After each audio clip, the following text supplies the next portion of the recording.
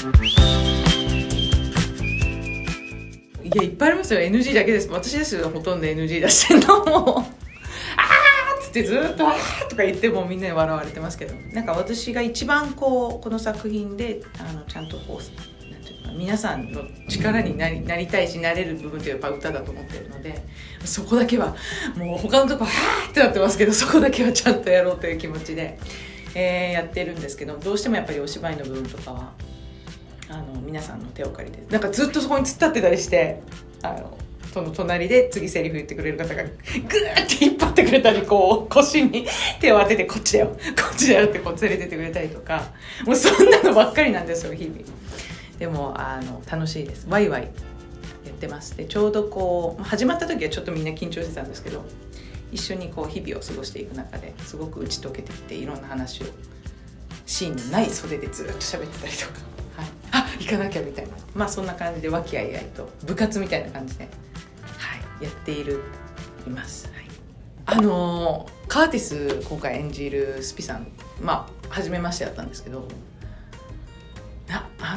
ブシーンがあるんですよエフィーね。でちょっとそのラブシーンの私の振りが私がもう全然思い出せないんですよ。なんだっけそういう感情みたいなやばいなっていうことに気づきまして、なんかエピソードというか、でも他のね方たち、バックコーラスの方たちっていうんですかね、で若い方が多くて、彼女たちすごいんですよ。いろんな役やるので劇の中で女性のちょっとした動きとかがすぐできるんですよ。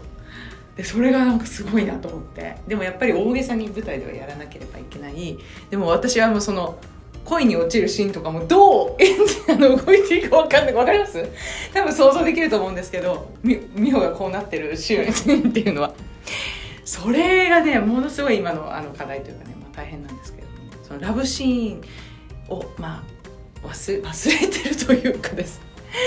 そこをそういったところもすごい磨いていかなければいけない部分っていうところで、いろんな課題が次から次へと訪れてきてますけどね。いやだからもうやばいなと思って、どうしようと思って、でもスピさんはもういろんな役をもうミュージカルでは大活躍されてる方なので、やっぱりリードしてくださるんですよね。で急に昨日やってなかったよなこういうことみたいなことをちょっとお稽古で愛してるカーティスっていうシーンがあるんですけど、抱っこされてですね、人に抱っこされたのなんか何十年ぶりみたいなね、なんかそういうのがでもそういうのをパッとやってくださるっていうか、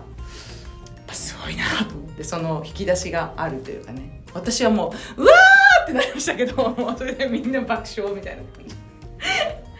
でもそれもなんかそのライブパフォーマンスというか、もしそれが本番でねショーの中であったらお客さん笑うポイントになるんだろうなと思ったり、なんかそういうのがやっぱね面白いなと思うんですけど、その引き出しを今いっぱい作んなきゃいけないなっていうところですかね。で捨てられるからね私もう全く私のこと見なくなるんですよ、そのスピ君が、カーティスがね、昨日そのシーンやったんですけども、切なくてさっきまで抱っこしてくれてたよなって思って、何が悪かったみたいな、私はって本当にその歌がものすごいリアルで本当捨てられたと思って、で袖に行ったらみんな抱きしめてくれました。分かるよエフィみたいな感じで寂しいとか言って、皆さん本当に私の気持ちに寄り添って歌ってる時も寄り添ってその演じてくれるので、ファミリーっていう曲があるんですけれども、すごくいい曲で、ちょっとそのエフィーとしては心情が悲しくなっている時にみんなが寄ってエフィーに歌いかけてくれるシーンがあるんですけど、もうその時に涙止まらないんですよね。毎回皆さんの歌が素晴らしくて、そうすると私が泣くと歌いかけてくれるその弟とかドリームスのメンバーもちょっとうるうるしたり泣いたりしてて、なんかすごいなと思いますよね。そういう瞬間というかモーメントではいってなったらみんな普通に戻るっていうかその感じがやっ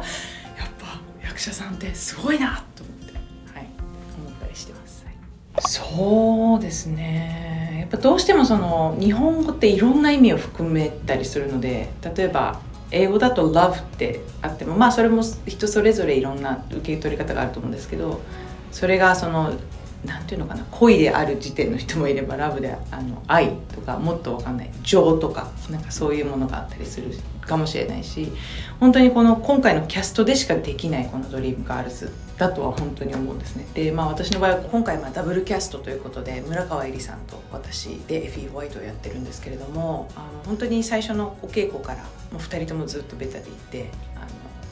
交代で稽古していくんですね。なので、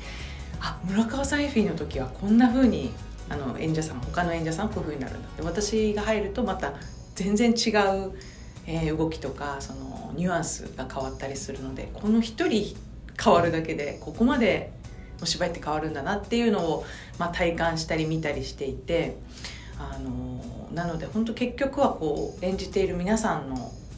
はもちろんこれ今プレイ、英語でプレイっていうじゃないですか。演技って本当遊びだと思うんですね。プレイ、そこに入ってプレイしてるだけなんだけど、でもきっとそこまで来てるその私生活でのなんかこう経験してきたこととか、そういうものがなんかいろんなところでこう出てくるんだなっていうふうに